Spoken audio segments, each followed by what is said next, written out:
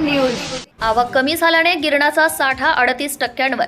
पाणलोट क्षेत्रातून येणारी पाण्याची आवक कमी झाल्याने गिरणा धरणाचा जलसाठा काल सायंकाळपर्यंत झपाट्याने वाढत असून काल सायंकाळपर्यंत धरणाचा जलसाठा 38.54% पोहोचला आहे। सद्यस्थितीत पुणद, केळझर, ठेंगोडा व हरणबारी या प्रकल्पांमधून येणारा पाण्याचा विसर्ग थांबल्याने गिरण्याचा जलसाठा वाढीला ब्रेक लागला आहे।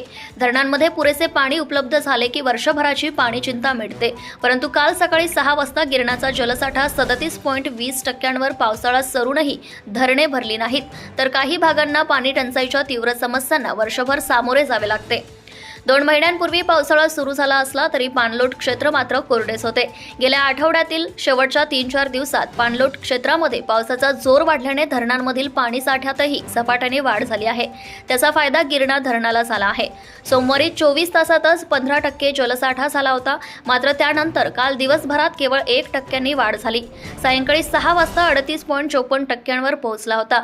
पाणलोट क्षेत्रामध्ये पाऊस थांबल्याने इतर प्रकल्पांमध्ये येणारी आवकही कमी झाल्याने गिरणा धरण 40च्या आतच अडकले आहे।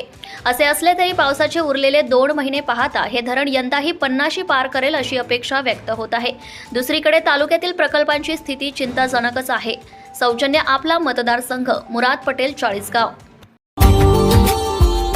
Subscribe now and press the bell icon. Never miss an update.